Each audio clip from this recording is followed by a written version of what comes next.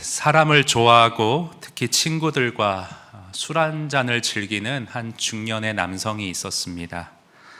그런데 이분이 일에 대해서도 너무 평상시에도 술로 이렇게 몸을 혹사시켰는데 일을 통해서도 너무 욕심을 부려 무리한 나머지 어느 날 뇌졸중으로 쓰러지고 말았는데요. 그런데 그렇게 건강을 잃고 병원에 누워 삶에 대한 무상함을 느끼다 이분이 한 가지 다짐을 새롭게 하게 되었습니다. 내가 이제부터는 좀 달라져야겠구나. 미뤄왔던 운동을 더 이상 미루지 말고 이제는 정말 시작해야겠구나.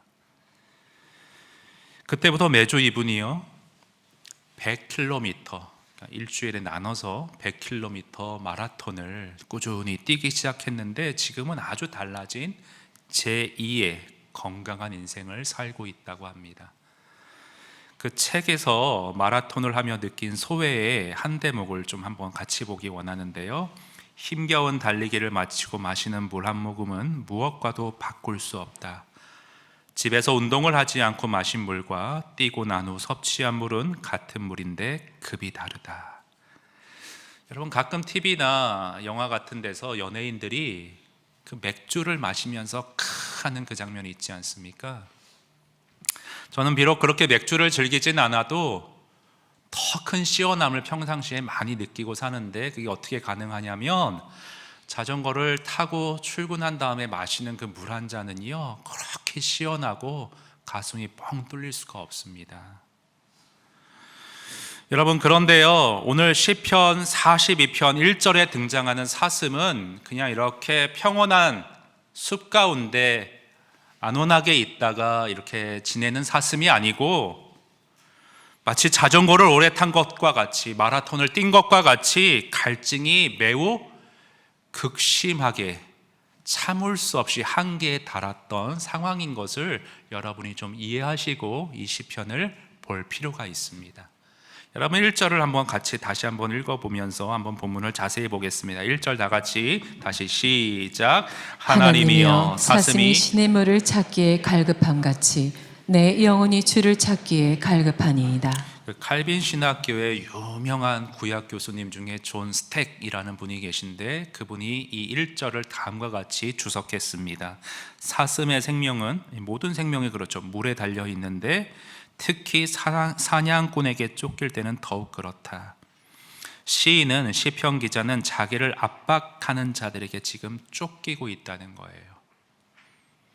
사슴이 사냥꾼에게 쫓겨서 헐레벌떡 숨이 넘어갈 듯, 그래서 물 한 모금이 너무 갈증이 타들어가듯 심하듯이 자신의 처지가 지금 원수들, 악인들, 나를 괴롭히는 자들 때문에, 그들의 압박 때문에 쫓기는 사슴 신세와 같이 하나님으로부터 공급되는 은혜의 한 모금이 너무 갈급한 상태라는 것입니다.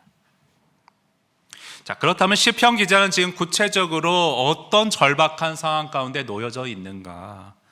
본문에 정확히 나오진 않지만 여러 가지 비유적 표현들로 인해 우리는 한번 이 사람의 상황과 처지가 어떤지를 추정해 볼 수가 있습니다. 여러분, 3절 먼저 보실까요? 3절 보시면 사람들이 종일 내게 하는 말이 조롱하는 거예요. 네 하나님이 어디 있느냐 하오니, 너무 괴로워서 억울해서 분해서 눈물이 주야로 내 음식이 된 지경이라고 합니다. 여러분, 비슷한 표현이 10절에도 나와 있습니다. 우리 10절은 다 같이 한번 읽어봅니다. 시작. 내 뼈를 찌르는 칼같이 내 대적이 나를 비방하여 늘 내게 말하기를 네 하나님이 어디 있느냐 하도다. 그렇게 신앙생활 열심히 할 필요 뭐 있느냐, 왜 헛짓거리 하느냐, 네가 사는 거 보니 하나님 믿어도 소용없는데, 이런 식으로 조롱한다는 거죠. 여러분, 계속 그런 식의 어떤 시인의 절박한 상황이 5절 상반절에도 나와 있어요. 내 영혼아 네가 어찌하여, 지금 낙심한 상황인 것 같고요, 극히 속에서 불안함이 증폭되는 시기였던 것 같습니다. 7절에도 보시면요, 7절 주의 폭포 소리에 깊은 바다가 서로 부르며 주의 모든 파도와 물결이 나를 휩쓸었나이다. 갑자기 뭔 소린가? 왜 폭포와 바다 물결이 나오는가? 이런 거는 좀 풀이를 봐야 돼요. 폭포 소리는 강력하고 위험하다. 바다의 파도가 시편 기자를 뒤덮는다. 이 모든 것들은 시편 기자를 압도하고자 위협하는 생명의 혼돈을 표상한다. 저는 부산에 한 3년 정도 살았었는데 아이들하고 아내랑 참 좋은 추억이 뭐냐면 바로 집 근처니까 해수욕장에 가가지고 여름에 튜브 하나 빌려서 내 가족이 거기 매달려서 이렇게 파도 타기를 즐겼던 경험이 있습니다. 근데 이게 풀장하고는 틀린 게 바다의 파도는요 예측할 수가 없어요. 어느 정도 잔잔한 거 중간 크기 하다가 갑자기 큰 게 올 때가 있는데 내 가족이 너무 파도가 커가지고 이렇게 튜브가 뒤집어진 적이 있습니다. 그래서 그 물살이 확 쓸려서 백사장으로 내동댕이 쳐졌는데 순간 너무 무섭더라고요. 파도가 나를 확 덮치고 코에 물이 들어가고 어떻게 나를 컨트롤할 수 없는데 땅 근처, 백사장 근처니까 마련이지 바다 한가운데서 휩쓸렸으면 어땠을까. 순간적이지만 그 공포를 잠시 경험할 수가 있었습니다. 시인의 상황이 폭포와 같은 엄청난 수압의 큰 파도가 나를 덮치듯이 내가 감당할 수 없는 상황이라는 것을 지금 이렇게 시적으로 표현하고 있는 것입니다.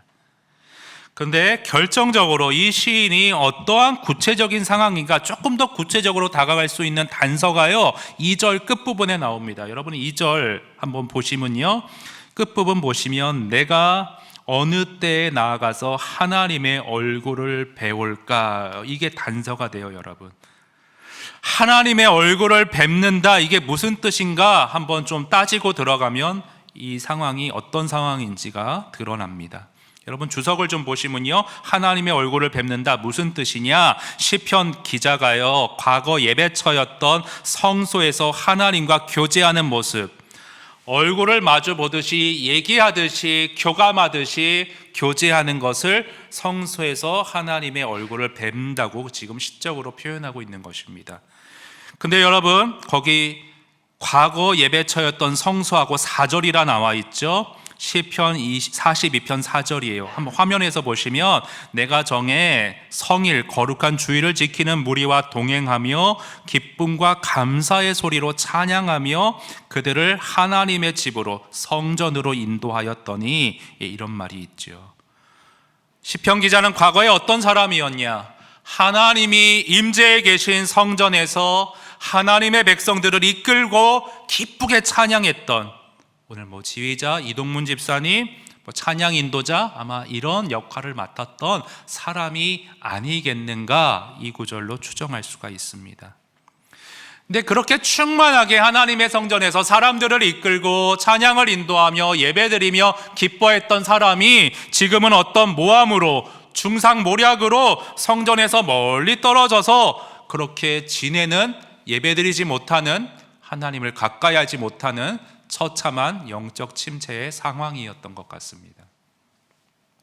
6절을 보세요. 여러분, 내 하나님이여 내 영혼이 내 속에서 낙심이 되므로, 그 다음이 중요한데, 내가 요단 땅과 헤므론 미살산에서 주를 기억하나이다. 여러분, 헤므론 산은 이스라엘 먼 북쪽에 있는 산이었어요.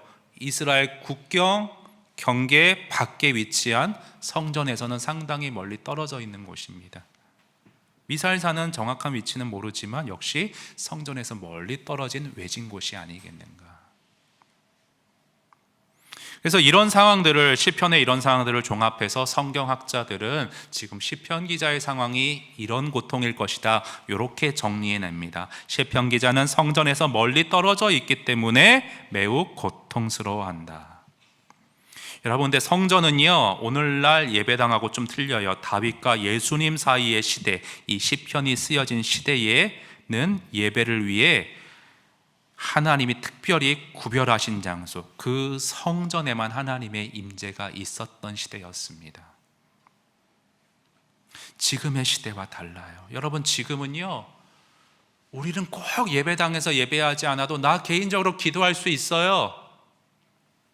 나 개인적으로 하나님을 만날 수 있어요. 성령의 임재를, 감동을 느낄 수 있어요. 영적인 생명수를 공급받을 수 있어요. 언제나 하나님이 내 안에 내주하시고 동행하시고 임재해 계십니다. 그러나 구약 시대는 달랐다는 거예요. 하나님 앞에 언제든 내가 원하든 아무 때나 함부로 나아가 설 수 없던 시대였습니다.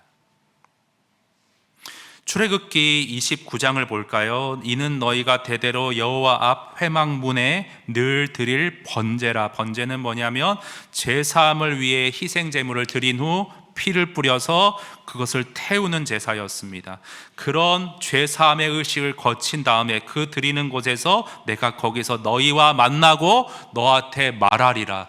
그 장소에서만 만나주시고 말했어요. 그곳에서만 영광이 비쳤습니다.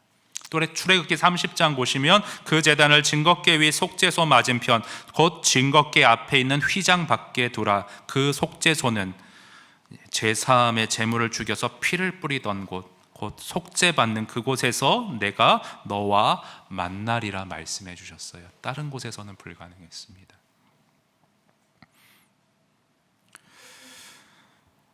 여러분, 이 시편 기자는 하나님이 임재해 계신 성소에서 기쁘게 예배드리고 너무 충만하게 신앙생활을 했던 사람인 것 같아요. 오늘 시편 42편의 그 제목 1절 위에 맨 위에 여러분 뭐라고 되어 있어요? 고라 자손의 마스길하고 마스길 앞에 숫자가 붙어 있는데 밑에 각 줄을 따라가 보니까 교훈이라고 되어 있습니다. 예, 교훈의 노래입니다. 인도자를 따라 부르는 노래. 근데 이 고라 자손이 누구인가? 고라 자손 레위 지파의 한 가문 출신인데 성막과 성전에서 다윗 시대에 악사, 음악 관련의 직분을 수행했던 무리입니다. 찬양 관련해서 성가될 수도 있고 찬양대, 찬양팀 다 그런 어떤 충만하게 하나님을 예배했던 자들이었던 것 같아요. 근데 지금은 어떤 이유 때문인지 구체적으로 몰라도 거기서 멀리 떨어져서 침체 상황 가운데 지내고 있는 것이죠. 근데 여러분, 이 시편을 읽을 때에 오늘 우리의 상황과 시편 기자의 상황이 다르기 때문에 적용이 좀 어려울 수 있어요. 우리는 언제든 성령의 임재 가운데 기도하고 말씀을 깨닫고 그 말씀으로 하나님과 교감하고 대화하고 자라가고 공급받고 충만해질 수 있는 그런 은혜의 시대거든요. 근데 시편 기자는 물리적으로 그럴 수 없는 지금 곳에 지금 처해 있잖아요. 우리랑 다르잖아요. 그러니까 무슨 말인가 하면 우리는요, 원수 마귀 사탄이 우리를 아무리 억울한 상황으로 몰아가더라도, 우리의 건강을 위협하고 병을 주더라도, 고난과 괴로움을 안겨줄지라도 시편 기자와는 달라요. 그런 상황에서도 하나님 앞에 나아가 기도할 수 있어요. 주님께 도움을 구할 수 있어요. 그 도우심의 손길을 체험하며 즐거워할 수가 있어요. 은혜의 생명수를 공급받을 수 있어요. 시편 기자와 달라요. 이거는 시편 기자 그 당시 이 사람의 상황이지 나랑은 내 상황과는 다른, 지금에는 적용할 필요가 없는 옛적의 문서로 그냥 읽고 지나갈 것인가. 근데 예수님을 통해 성령의 임재가 우리에게 은혜로 24시간 언제든지 어디서든 주어져 있는데, 문제는 뭐냐? 우리가 그 성령의 임재를 경험하지 못하고 상관없이 여전히 구약시대 사람들과 같이 살아가는 그리스도인들이 너무나도 많다는 것입니다. 여전히 구약에 머물러 있어요. 여러분을 보세요. 어떠세요? 늘 성전에 나아가 하나님을 예배하고 기뻐하고 감사했던 이 사람과 같이 언제나 시시때때로 때를 따라 돕는 은혜를 공급받으며 사는지, 멀리 떨어져서 헤르몬 산에서 살고 있는지, 여러분 어디에 가까운지를 한번 돌아보시기 바랍니다. 지금 우리의 처지가 얼마나 은혜스러운 시대인가를 한번 성경으로 정리하기 원하는데요, 우리가 언제 어디서나 성령의 임재 가운데 하나님을 예배하고 하나님과 함께 호흡하며 어떻게 그렇게 사는 일이 가능해졌는가? 여러분, 예수님이 십자가에서 모든 죄를 대속하시면서 그 일이 시작됐어요. 화면에 보시면 예수께서 십자가 위에서 엘리 엘리 나마 사박다니 소리 지르고 영원히 떠나가셨잖아요. 그 순간 어떤 일이 있었는 줄 알아요? 성소의 휘장, 그러니까 휘장 안에 하나님의 임재가 있었죠. 글로 들어갈 수 있었어요. 근데 그 휘장이, 가로막고 있는 휘장이 찢어졌어요. 근데 잘 보세요. 위로부터 아래까지 찢어졌대요. 휘장이 높게 있어서 사람이 찢으려면 아래에서 위로 찢어야 되는데 위에서 아래로 찢어졌대요. 하나님이 찢으신 거예요. 내가 아들의 대속의 피로 이제 너희를 영원히 속지 않으라. 문이 열렸어요. 그래서 히브리서 4장 16절의 은혜가 우리에게 이제 주어진 것입니다. 한번 다 같이 읽어보겠습니다. 시작. 그러므로 우리는 긍휼하심을 받고 때를 따라 돕는 은혜를 얻기 위하여 은혜의 보좌 앞에 담대히 나아갈 것이니라. 잠깐만 띄워주세요. 때를 따라 돕는 은혜, 시시로 때때로 이제 돕는 은혜를 얻을 수가 있다. 예수 그리스도의 보혈로 우리는 죄 용서받고 아버지 곁에 품에서 지낼 수 있다. 담대히 그분에게 달려나갈 수 있다.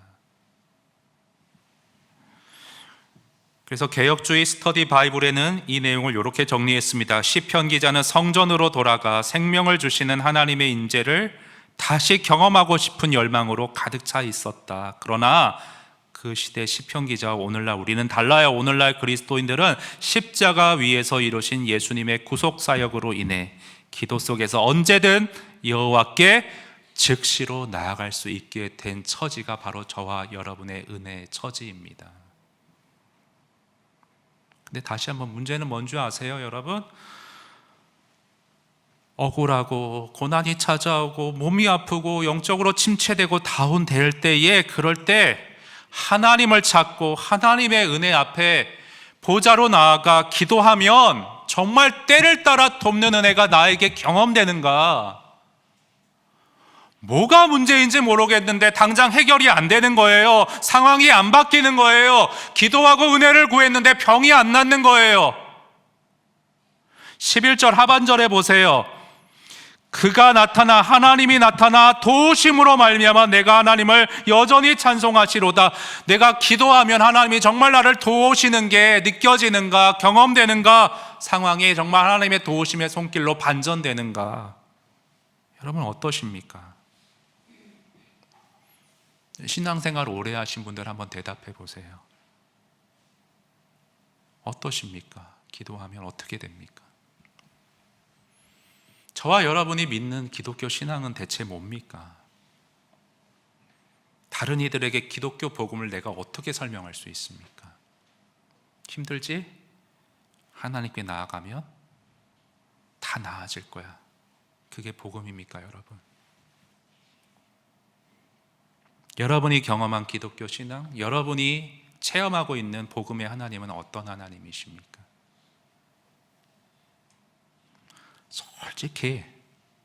솔직히 너무 힘든데 기도해도 상황이 안 바뀌는 현실들이 있습니다.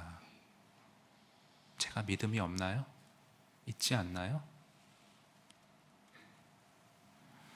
여기에 대해 쓴 글이 있어서 제가 한번 화면에 가져와 봤어요. 한번 같이 보시겠습니다. 자신의 문제에 관해 응답받지 못한 기도와 씨름하다가 결국 기독교 신앙에 등을 돌린 이들이 있다. 솔직히 말하면 기도에 관해 이런 좌절감, 시리, 혼란스러움을 느끼지 않았던 사람이 어디 있겠는가? 그러나 기도의 본질은 하나님과의 대화이다.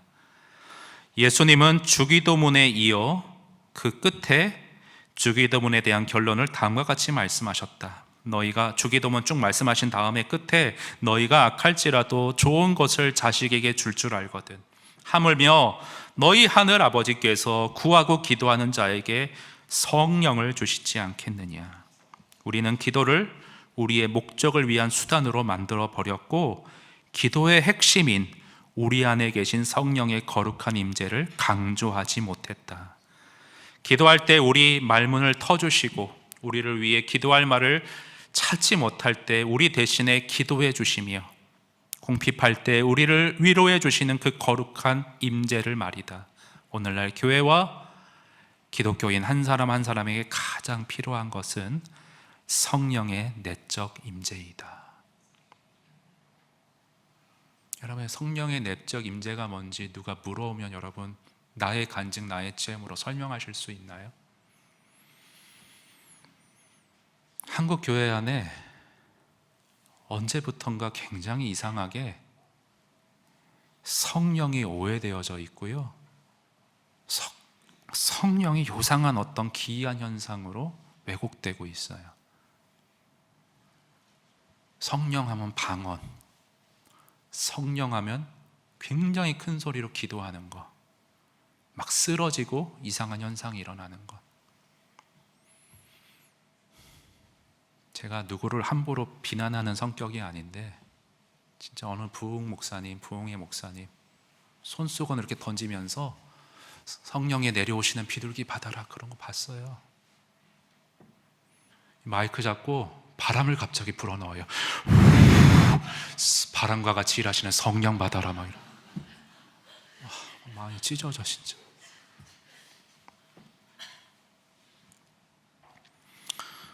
오늘 한국 교회 안에 다시금 바로 정립되어야 하는 교리, 교회와 우리 그리스도인 한 사람 한 사람에게 정말 필요한 교리, 그것은 바로 성령의 내적 임재에 대한 바른 교리입니다. 그래서 제가 성령론을 따로 설교한 적이 있어요. 근데 사탄이 정말 싫어했나 봐요. 컨벤시아에서 막 그때 들어갈 때인데 화질 음질이 완전히 겨우 올렸어요.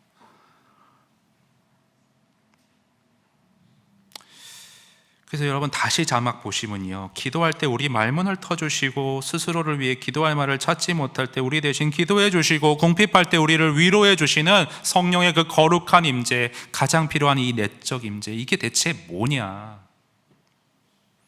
제가 한 성도님의 삶을 예로 들어서 구체적으로 여러분에게 좀 그림을 그려드리고 싶어요. 내려주셔도 돼요. 어제 신방을 했습니다. 어제 그 남편 형제님이 신혼부부예요. 신혼부부. 작년에 결혼했대요. 작년에. 와, 근데 아내를 선물이라고 표현하더라고요. 여러분 다 그렇게 하고 계신가 보죠? 우리가 자녀들은 하나님이 주신 선물이라고 고백하죠. 근데 아내를 너무 도전받았어요. 집에 가서 한번 해보려고 그랬는데 입이 잘 안 떨어지는데 오늘 여보는 나의 선물이야. 제가 설교단 앞에서 공개했으니까 꼭 실천하도록 하겠습니다. 너무 감동받았어요. 근데 이 집사님이 청년 시절에 모태신앙이에요. 착해요. 부모님 따라서 신앙생활 쭉 하다가 대학 들어가서 그만 방황과 신앙의 혼란이 있어서 신앙에서 멀어졌다고 합니다.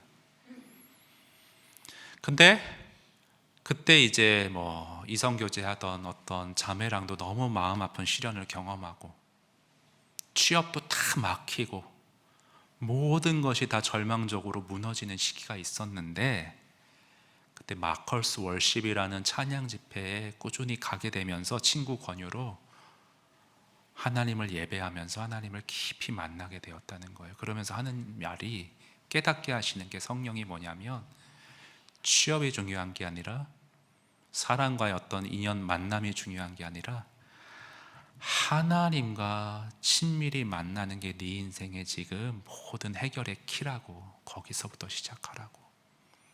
그게 가장 중요하고 거기서 충만함이 있으면 다른 게 문제되지 않는다고. 그 확신을 성령이 확 깨닫게 해주셨대요. 그래서 하나님을 꽉 붙잡았고 만났고 신앙이 회복됐고 거듭난 새 사람으로 오늘까지 왔고 선물을 만났다고 간증합니다. 그게 성령의 역사예요. 어둠 가운데, 영적 침체 가운데에서도 본질을, 가장 중요한 우선순위인 하나님을 가까이 하게 만드는 것. 조금 더 예를 들어 드릴까요? 우리 이름을 이제 이 집사님 공개도 된다고 했으니까 제가 설교 때 말한다고 했으니까, 신영은 집사님, 우리 트리플 스트릿 B동에서 빙동댕 빙수 가게를 운영하고 계십니다. 작년 여름에 이제 좀 이렇게 개업을 했는데 겨울에 매출이 팍 떨어졌대요. 이 팥빙수를, 날씨도 추운데 팥빙수가 아니라 빙수를 안 먹잖아요, 사람들이. 저부터도 따끈한 국물 짰잖아요. 그래서 아르바이트생도 더 이상 쓰지 못한대요. 그런데 이분이요, 너무 어려운 상황인데 저한테 말씀하시기를, 제가 개업 예배를 드릴 때 잠언 16장 3절 말씀을 나누었거든요. 너의 경영하는 것을 여호와께 맡기라, 그러면 그가 이루시리라. 목사님, 이 빙동댕 빙수 가게는 하나님의 사업체라고 저는 믿는다고, 하나님께 모든 걸 맡긴다고, 하나님이 이루어 가지고 책임지시도록 하나님께 철저히 맡긴다고, 내 경영에 무엇에 달려있지 않는다고 늘 말씀 앞에 고백한다고, 초롱초롱한 눈빛으로 어려운 상황에서도 빛을 잃지 않고 저에게 말씀하셨어요. 그것이 저는 성령의 내적 임재라고 생각합니다.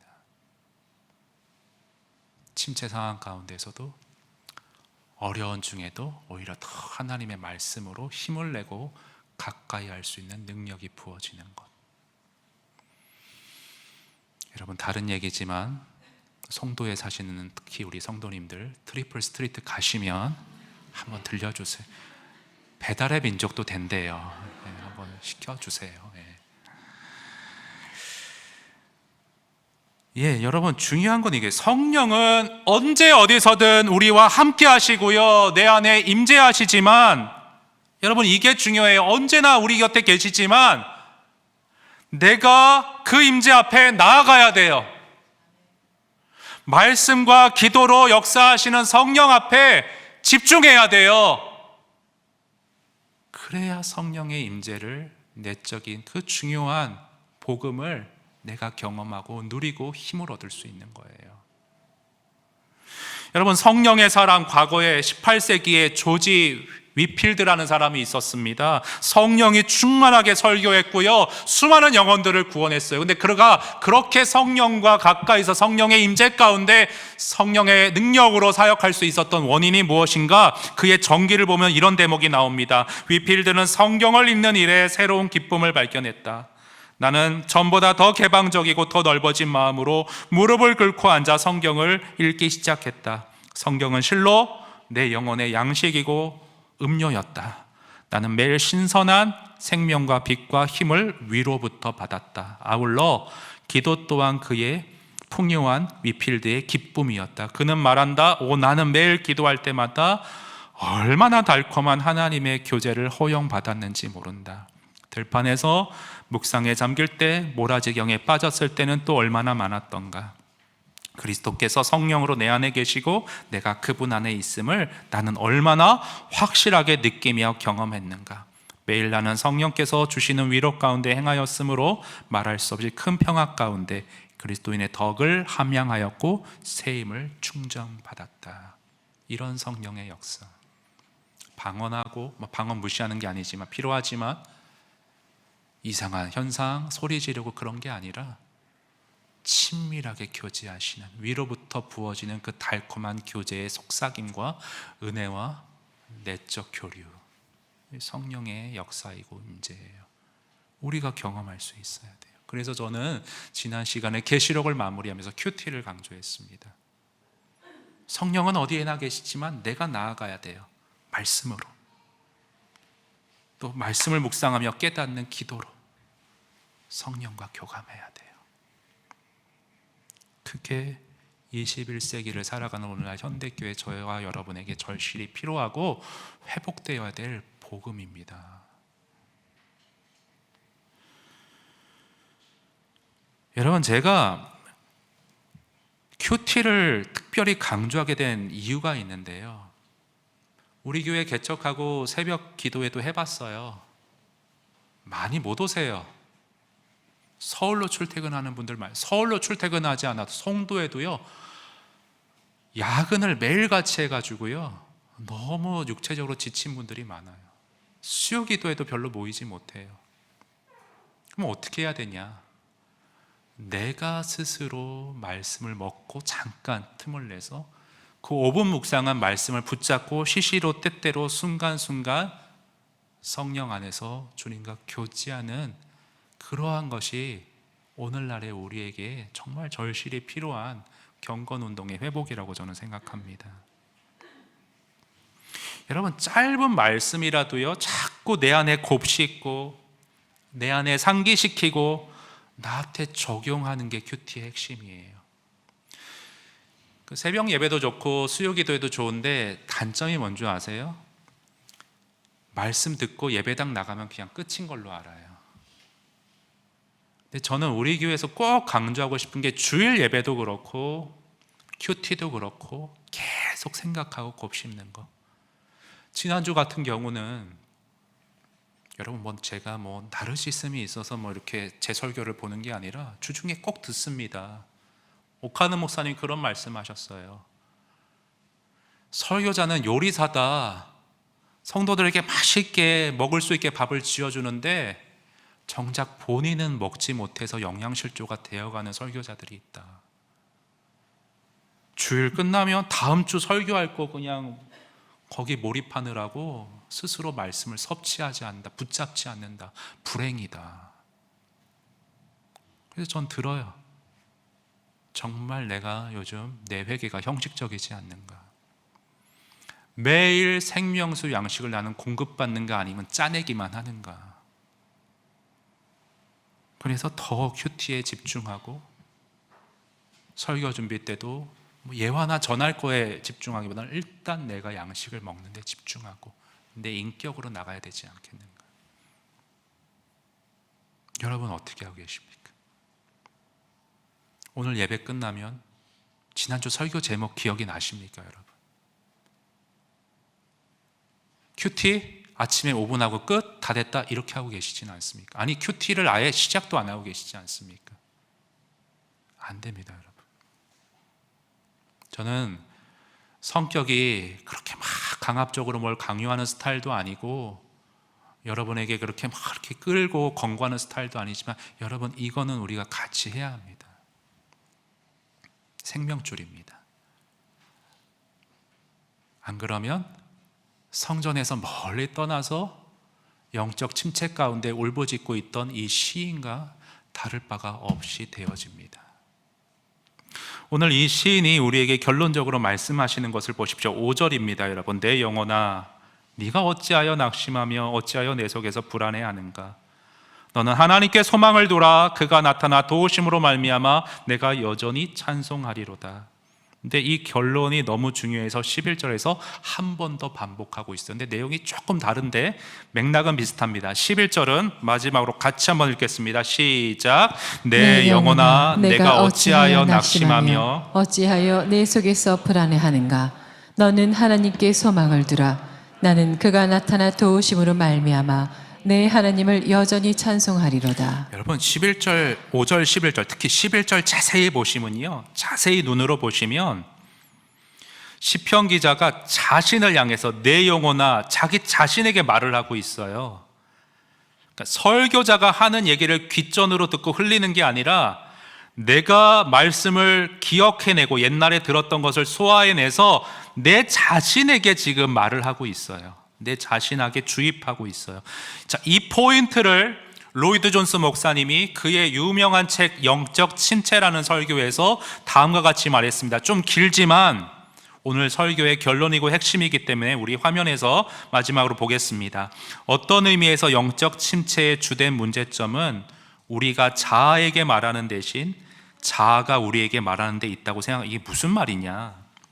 아침에 눈을 뜰 때 바로 떠오르는 생각이 어떤 것들인지 한번 돌아보십시오. 내가 의식적으로 부정적인 생각하는 거 아니에요. 내가 의식적으로 악한 생각을 하는 게 아닙니다. 저절로 나한테 그 생각이 말을 걸고 어제 있었던 문제나 그 밖의 일들을 상기시키는 것입니다. 미운 사람 생각나게 하고 누군가 내게 말을 겁니다. 그 누군가가 누구일까요? 내 자아입니다. 그런데 이에 대해 시편 기자가 시편 42편 5절과 11절에서 보여주는 대처법은 무엇입니까? 자아가 나 자신에게 말을 걸게 내버려 두지 않고 나 자신이 먼저 자아에게 말을 걸고 말씀을 선포하는 것입니다. 내 영혼아 네가 어찌하여 낙심하는가? 라고 묻고 있습니다. 자기의 영혼이 압박하며 우울해지고 부정적인 생각으로 짓눌릴 때 그는 벌떡 일어나 말했습니다. 잠깐 내 말을 들어봐. 네가 말하지 말고 내가 먼저 말할 거야. 제 말이 무슨 뜻인지 알겠습니까? 모르겠다면 여러분 이렇게 해본 적이 거의 없기 때문에 지금 잘 이해가 안 되는 것입니다. 자신을 다룰 줄 아는 것은 영적인 삶을 살아가는 데 있어서 중요합니다. 자신을 장악할 줄 알아야 합니다. 자신에게 이야기하고 자신에게 설교하고 자신을 다독이고 질문하며 이끌어내야 됩니다. 자기 영혼을 향해 너 왜 그렇게 낙심하지? 무엇 때문에 그렇게 불안해하는 거지라고 점검하고 물을 줄 알아야 되고 자기에게 달려들어 야단치고 책망해야 합니다. 그렇게 침체하고 불쌍한 마음으로 불평만 하지 말고 하나님께 소망을 두어야지. 설교 은혜롭게 듣고 예배드리고 중요해요. 근데 깃전으로 흘러가기 쉬워요. 포인트를 탁 잡았다가 나한테 설교하세요. 나한테 얘기하세요. 나한테 상기시키세요. 나한테 곱씹고 계속 되뇌이세요. 전 제가 했던 설교, 기도도 같이 두 손 모으고 같이 다시 똑같은 기도를 해요. 내 자신에게.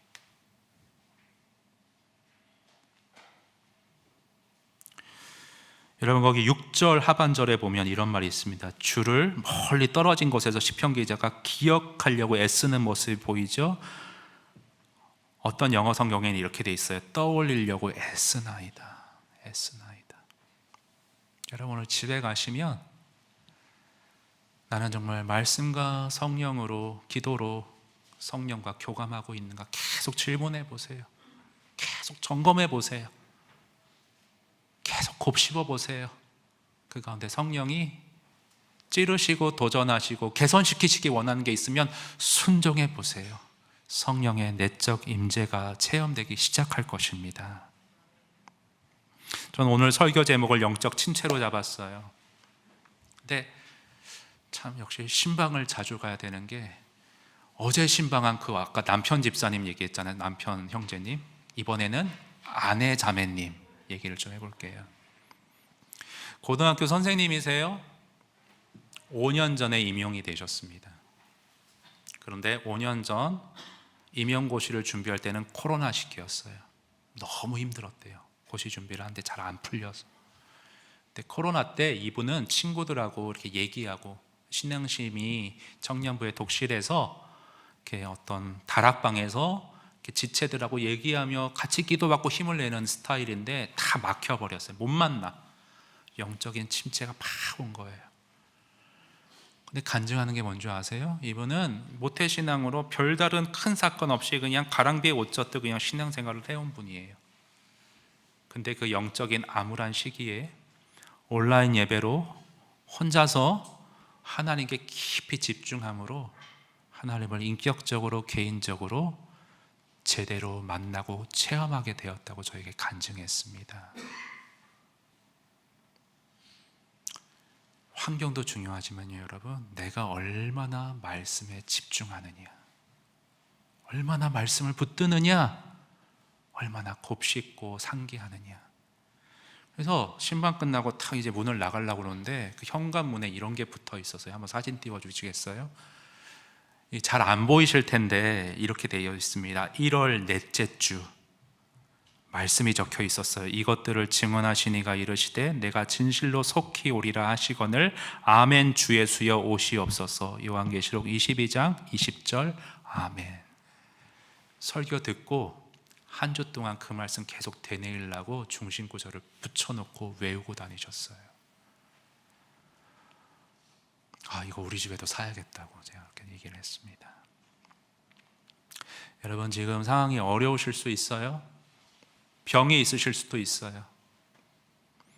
지난주에 안 집사님하고 통화했는데 조직검사 지금 앞두고 계십니다. 마음이 너무 불안해요. 낙심돼요. 그러나 그런 기간 동안에도 성령으로 말씀으로 역사하시는 성령께 기도와 말씀으로 나아갈 때 성령이 깨닫게 하시고 이 상황을 다르게 보게 하시고 내 영혼을 다시 변화시키시고 새롭게 하시는 놀라운 기적들을 우리는 맛볼 수 있는 은혜의 그런 시대의 사람들인 것을 여러분 잊지 마시기 바랍니다. 문제는 뭐예요? 은혜가 열렸는데, 하나님은 복 주시고 은혜 주시기 원하는데 내가 그 성전에 나아가기를 싫어합니다. 그 은혜 보좌에 나아가기를 어색해합니다. 존 파이퍼 목사님이 그래서 천국에 병도 없고 내가 좋아하는 것도 있고 욕심적으로 누릴 수 있는 것도 더 크게 누릴 수 있는데 만약에 하나님과의 교제가 없다면 정말 천국에 갈 거냐고. 다른 것들이 다 좋으니까. 여러분 어떠세요? 반대로 말해야 돼요. 그런 것들도 중요하지만 지금 이 땅에서 나에게 너무 지금 상황이 핍절하지만 우리 서로 받은 그 기쁨은 알 사람이 없도다. 그 찬양 가사처럼 그 주님과의 교제가 친밀하게 성령 안에서 이루어지는 사람, 그 사람은 행복한 복음의 사람이고 그 천국에서 그것이 더 확장되고 완전해질 것을 바라보는 그 사람은 결코 이 땅에서 소망이 마르지 않을 복음의 사람인 줄 믿습니다. 저와 여러분이 그런 사람으로 오늘을 살아가고 신앙생활 하실 수 있었으면 좋겠습니다. 시편 기자와 우리는 상황이 다릅니다. 언제 어디서나 은혜의 보좌에 나아갈 수 있습니다. 그러나 우리가 그것을 어색해하고 그것을 미루고 언젠가 하겠지, 앞에 건강을 잃고 쓰러진 사람처럼 그 지경이 되지 않기를 원합니다. 그 이전에 오늘 말씀 앞에서 한 주 동안 오늘 말씀을 곱씹고 자신에게 질문하고 되뇌이심으로 더 늦기 전에 하나님과의 친밀한 성령의 교제를 회복하시고 경험하시고 보이실 수 있는 저와 여러분 되실 수 있기를 바랍니다. 여러분, 이런 우리의 소원과 다짐과 바람으로 주께 가까이 날 이끄소서. 성령의 은혜를 간절히 원합니다. 우리 채워주소서. 성령의 기름 부으심을 우리 이 찬양 주님 앞에 나아가 한번 같이 부르도록 하겠습니다. 주께 가까이 날 이끄소서. 주께 가까이 날 이끄소서. 간절히 주님만을 원합니다. 채워주소서. 주의 사랑을 진정한 찬양. 우리 다시 한번 찬양합니다. 주께 가까이 날 이끄소서. 주께 가까이 날 이끄소서. 간절한 마음으로 간절히 주님만을 원합니다. 신령한 은혜를 채워주세요. 채워주소서. 주의 사랑을 진정한 찬양 드릴 수 있도록 목마른 나의 영혼 주를 부르니 나의 맘 만져 주소서. 주님만을 원합니다. 더 원합니다.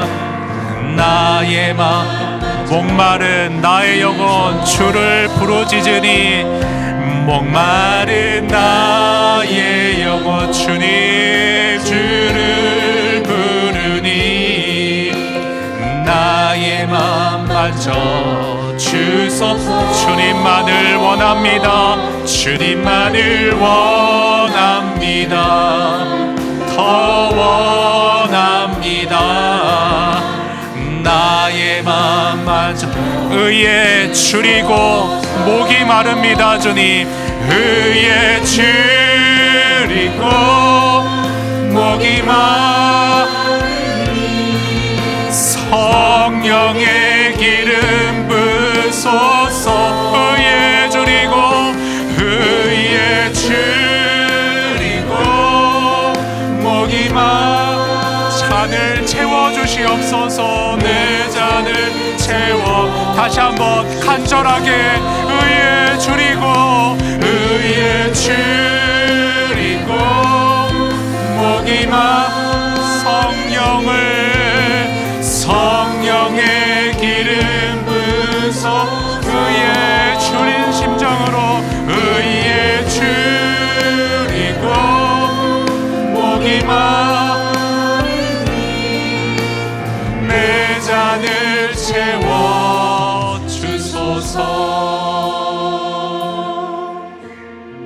여러분, 우리 목소리만으로 기도하는 심정으로 주님 앞에 한번 이 찬양 후렴 다시 한번 의에 줄이고 목이 마르니 성령의 기름 부어 주시옵소서. 우리 목소리로만 기도하듯 찬양하겠습니다. 의에 줄이고 목이 마르니 성령을 부어 주소서. 성령의 기름 부으소서. 의에 줄이고 목이 마르니 내 잔을 채워 주소서. 여러분, 이 찬양의 기도 그대로 여러분 개인의 기도로 지금 이어갈 수 있게 원합니다. 성령님, 내 안에 친밀한 교제의 임재로 임하여 주시옵소서.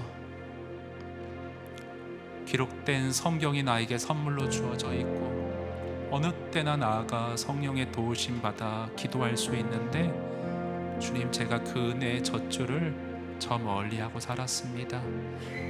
회복시켜 주시옵소서. 목마른 심정으로 은혜를 구하게 하여 주시옵소서. 성령과 동행하는 삶을 시작할 수 있도록 제 신앙을 변화시켜 주시고 부흥시켜 주시옵소서. 여러분, 주님 앞에 나아가 은혜를 구하며 간절히 함께 기도하도록 하겠습니다. 기도합니다. 하나님 아버지,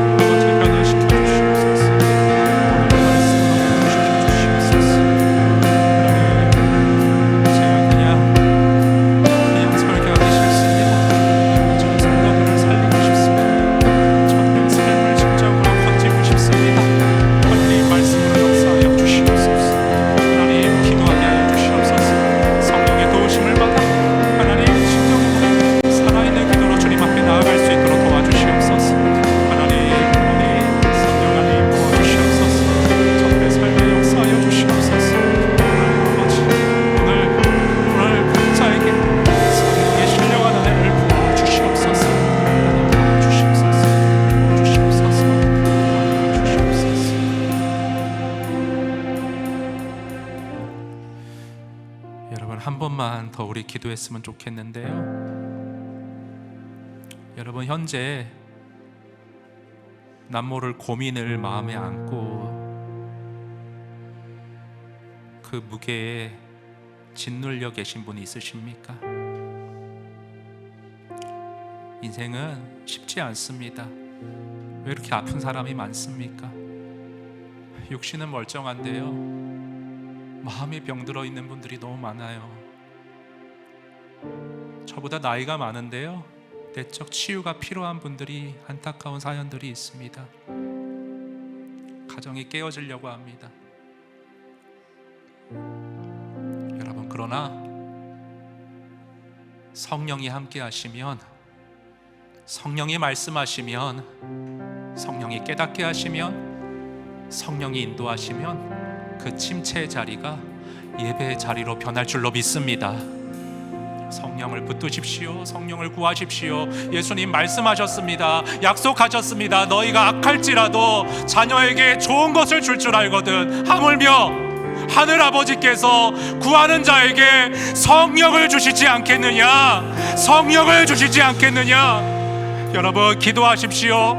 주님, 상황에 집중하지 말게 하시고 성령을 구하며 기도와 말씀에 집중할 수 있게 도와주시어서 제 신앙을 변화시켜 주시고 부흥시켜 주시고 이 뜨거움으로 이 상황을, 인생의 무게를 이겨낼 수 있도록 저와 주변 사람을 도와주시옵소서. 한 번 더 기도로 나아가도록 하겠습니다. 성령을 구하겠습니다. 하나님 아버지, 하나님 아버지, 주님 약속하셨습니다. 주님 실현하지 않으십니다. 주님 약속을 반드시 실행하시는 분이십니다. 하나님, 성도들 성령 안에서 기도하게 하시고 성령 안에서 구하게 하시고 성령 안에서 성령을 붙잡게 하여 주시고, 하나님, 그냥 형식적인 신앙생활이 아니라 하나님 겉도는 신앙생활이 아니라 성령으로 동행하고 성령과 호흡하고 성령의 역사를 체험하고 성령으로 인하여서 하나님 그 침체의 상황 가운데서도 손을 들고 내 하나님을 찬양하리로다, 나는 하나님께 소망을 두리로다 승리하는 우리 성도들 될 수 있도록 하나님 역사하여 주시옵소서. 저들의 삶을 터치하여 주시옵소서. 저들의 삶을 하나님 건져 주시옵소서. 저들의 삶에 신령한 은혜를 하나님 쏟아 부어 주시옵소서. 오늘의 말씀으로 역사하여 주시옵소서.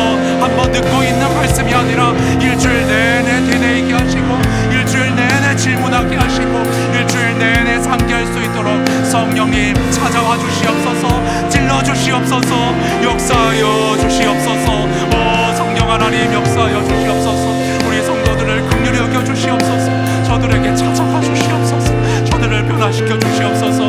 저들의 삶 가운데 역사하여 주시옵소서. 역사하여 주시옵소서. 일하여 주시옵소서.